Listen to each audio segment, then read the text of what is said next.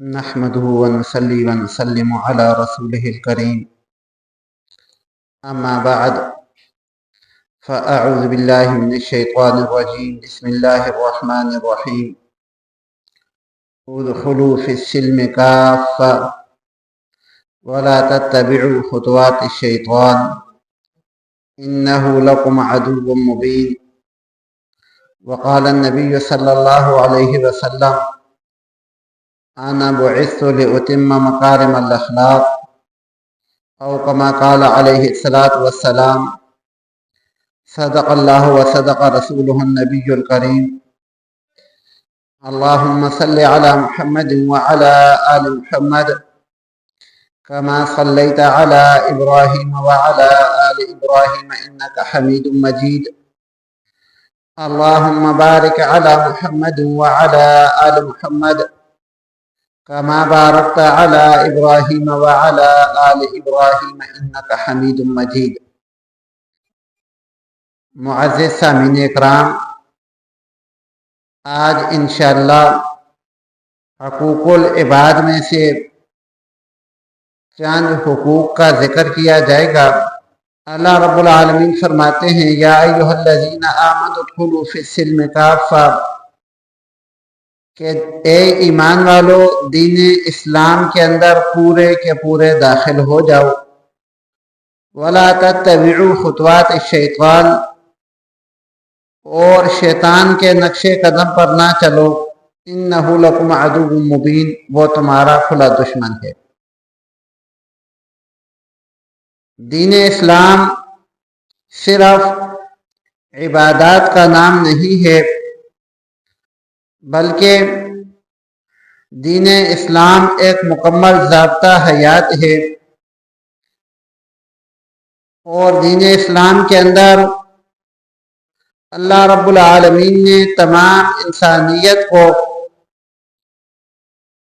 ہر طرح کے آداب، معاشی، معاشرتی، سیاسی، غرض انسان کی زندگی کے جتنے پہلو ہیں ان تمام پہلوؤں کے آداب اللہ رب العالمین نے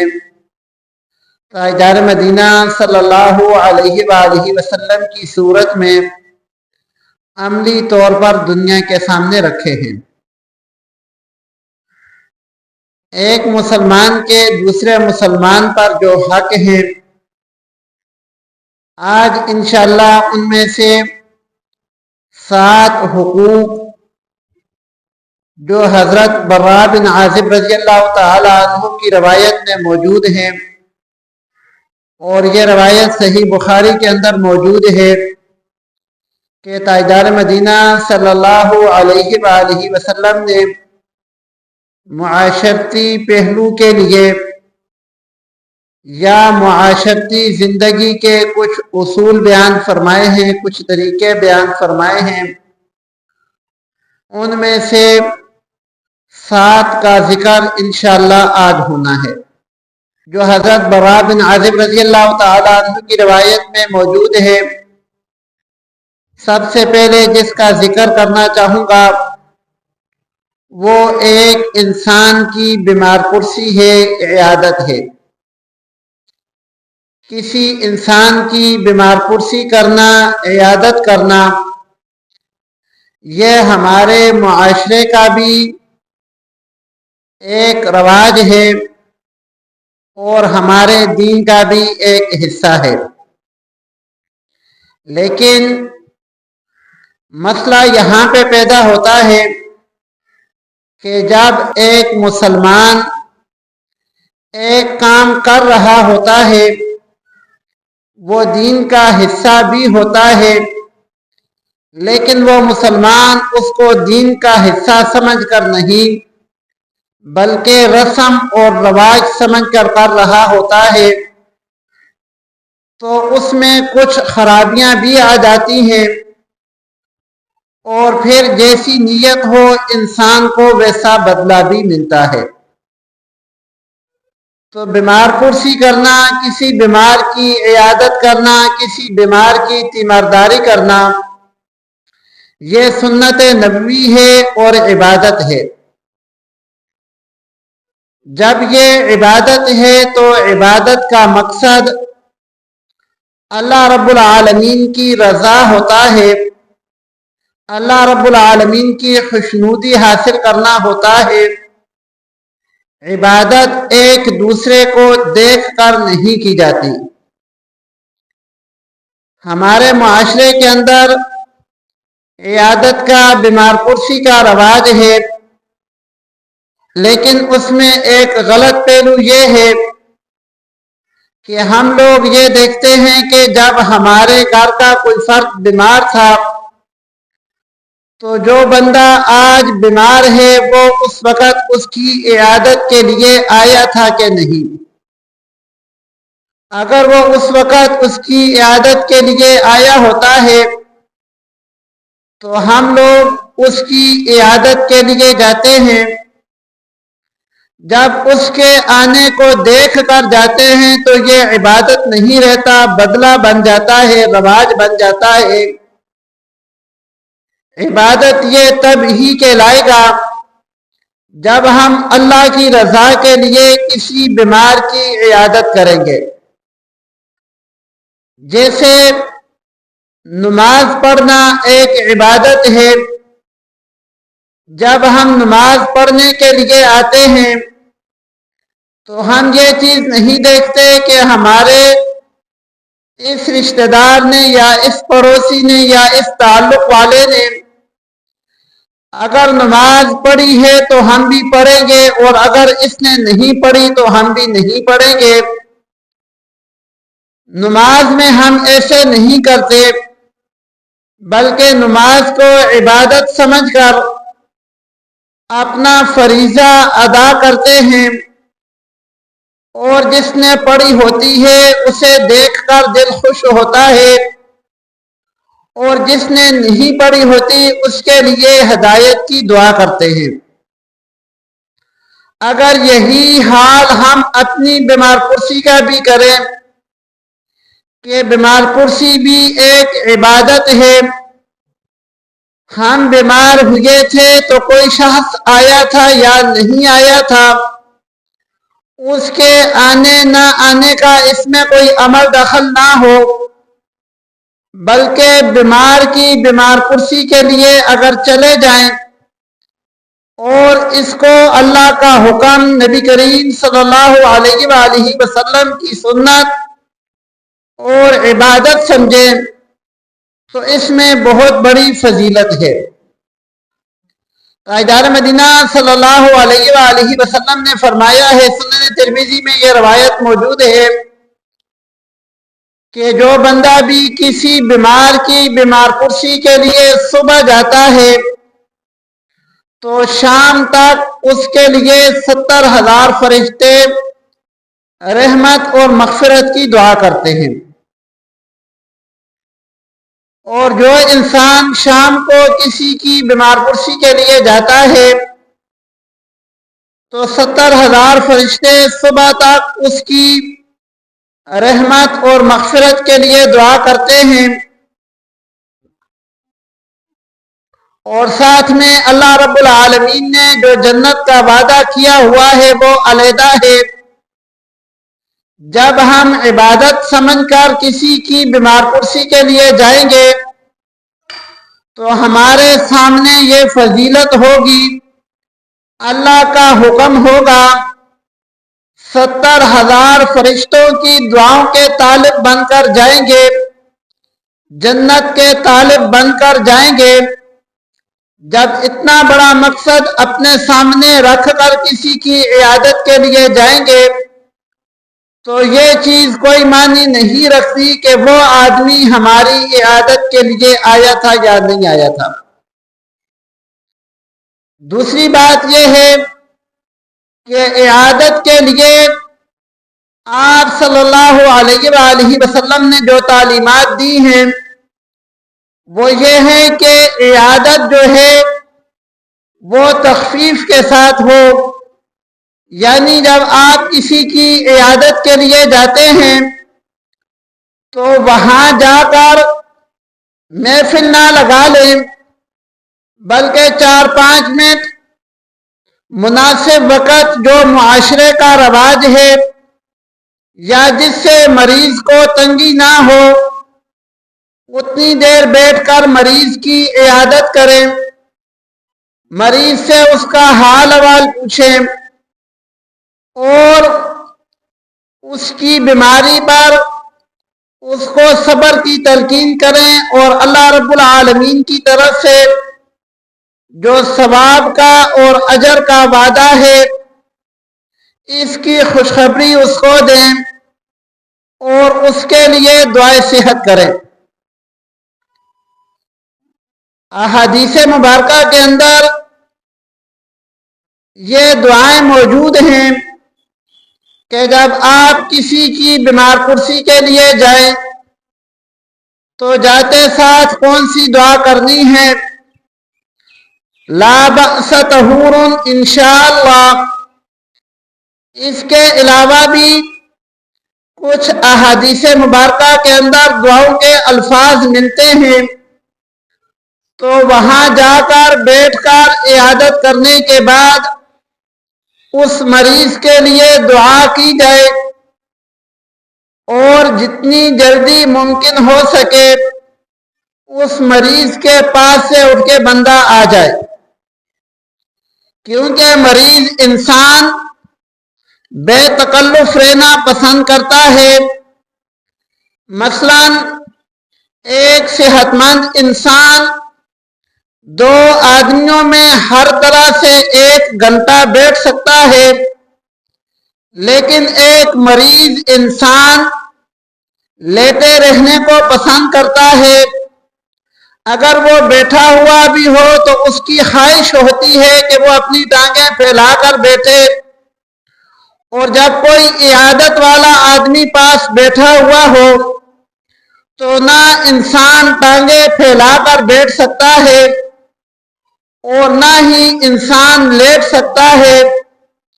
اس لیے آپ صلی اللہ علیہ وآلہ وسلم نے عیادت کا ایک ادب یہ بھی بتایا ہے کہ جب آپ کسی کی عیادت کے لیے جائیں تو تھوڑے سے وقت میں عیادت کر کے وہاں سے چلے جائیں۔ اس کے بعد جب عیادت کے لیے جاتے ہیں تو ہمارے معاشرے کا ایک رواج ہے کہ جو بندہ بیمار ہو اس کے لیے کوئی ہدیہ یا تحفہ لے کر جاتے ہیں، کوئی پھول لے جاتا ہے، کوئی اس بیمار کے لیے دودھ لے جاتا ہے، کوئی فروٹ لے جاتا ہے۔ تو یہ ایک چیز یاد رکھیں، ہدیہ یا تحفہ یہ شریعت کے اندر مستحسن عمل ہے، لیکن تیمارداری کا یا عیادت کا جز نہیں ہے۔ اگر کوئی انسان کسی کی عیادت کے لیے جاتا ہے اور ساتھ یہ لوازمات لے کر نہیں بھی جاتا تو اس کی یہ عبادت اس کی نیت کے مطابق قبول ہو جاتی ہے، اور جس بندے کے پاس جا رہا ہے اس کو بھی یہ بات سمجھنی چاہیے کہ اتنا کافی ہے کہ یہ انسان اپنے وقت سے وقت نکال کر عیادت کے لیے آ گیا، یہ اس کا احسان ہے اور اس کا بڑا پن ہے کہ یہ اپنے وقت سے وقت نکال کر میرے پاس آ گیا۔ اگر وہ کوئی ساتھ ہدیہ اور تحفہ لے کر نہیں جاتا تو اس کو برا سمجھنا یہ غلط ہے۔ ویسے کسی کو ہدیہ دینا، کسی کو تحفہ دینا یہ شریعت کے اندر مستحسن عمل ہے اور شریعت اس کی حوصلہ افزائی کرتی ہے۔ پھر جب عیادت کے لیے جاتے ہیں تو جاتے وقت ہم وقت کا مناسب انتخاب کریں کہ جب ہم کسی کی عیادت کے لیے جا رہے ہیں تو اس وقت میں اس گھر میں کوئی مرد حضرات موجود ہوں گے یا نہیں، وہ ان کے کھانے کا یا آرام کا وقت تو نہیں ہے، اس وقت میں اس گھر کی مستورات کو پردہ کرنے میں کوئی مسئلہ تو نہیں ہوگا۔ ان سب چیزوں کو دیکھ کر اللہ کا حکم سمجھ کر تیمارداری کی جائے گی تو اللہ رب العالمین کے 70,000 فرشتے انسان کے لیے رحمت اور مغفرت کی دعا کریں گے۔ حضرت برا بن عازب رضی اللہ تعالی عنہ کی حدیث کے اندر جو دوسرا حق ایک مسلمان کا دوسرے مسلمان پر بتایا گیا ہے وہ سلام کا جواب دینا ہے یا سلام کو پھیلانا ہے۔ اللہ رب العالمین نے مسلمانوں کو آپس میں ملنے کے لیے اتنا بہترین انداز اور اتنے بہترین الفاظ دیے ہیں کہ دنیا کے کسی اور مذہب کے پاس نہ تو ایسے الفاظ ہیں اور نہ ایسا انداز ہے۔ ایک مسلمان جب دوسرے مسلمان کو ملتا ہے تو ملنے کے الفاظ السلام علیکم، تم پر سلامتی ہو،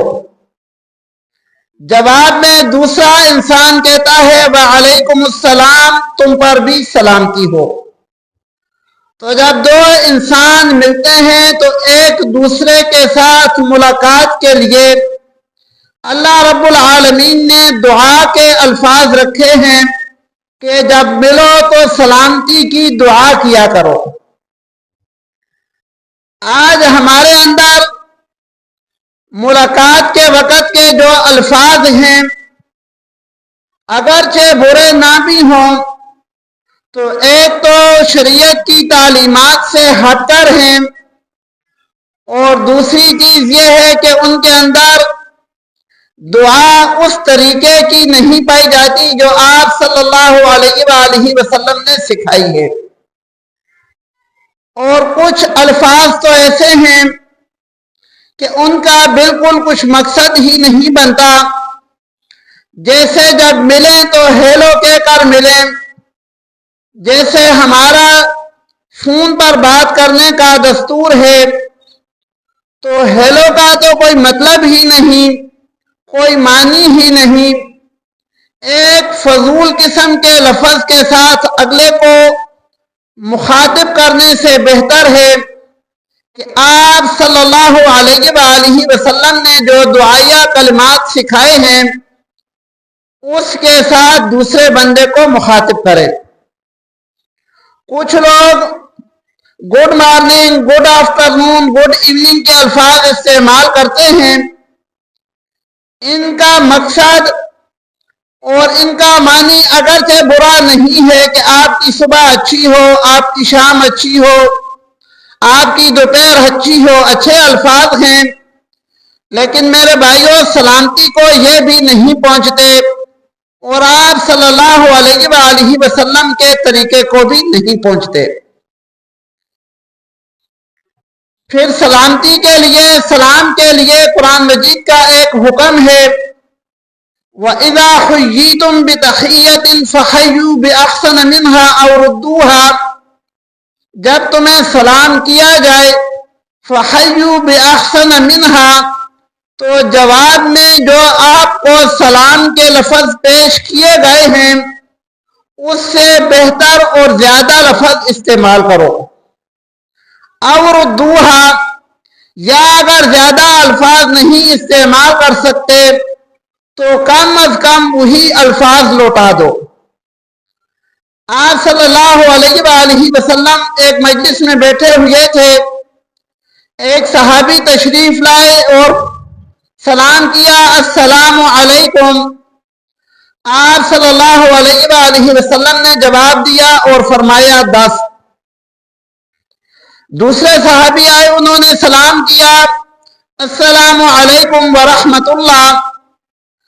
آپ صلی اللہ علیہ وآلہ وسلم نے جواب دیا وعلیکم السلام ورحمۃ اللہ اور ساتھ فرمایا 20۔ تیسرے صحابی آئے اور انہوں نے سلام کیا السلام علیکم ورحمۃ اللہ وبرکاتہ، آپ صلی اللہ علیہ وآلہ وسلم نے فرمایا وعلیکم السلام ورحمۃ اللہ وبرکاتہ، اور ساتھ فرمایا 30، یعنی جس نے صرف السلام علیکم کہا اس کو 10 نیکیاں ہیں، جس نے ورحمۃ اللہ بھی ساتھ کہا اس کے لیے 20 نیکیاں ہیں، اور جس نے ورحمۃ اللہ کے ساتھ وبرکاتہ کے الفاظ کہے اس کے لیے 30 نیکیاں ہیں۔ سلام کے اندر ایک اور چیز کا خیال رکھنا ضروری ہے کہ سلام کے الفاظ واضح اور پورے ہوں، کیونکہ سلام جو لفظ ہے اس کے اندر اگر معمولی سی بھی کمی بیشی ہو جائے تو یہ عربی کا لفظ ہے اور اس کے معنی بدل جاتے ہیں، جیسا کہ حدیث مبارکہ کے اندر ایک واقعہ لکھا ہوا ہے۔ یہودی لوگ فطرتاً ایسے لوگ تھے کہ ان کی فطرت کے اندر خباثت تھی،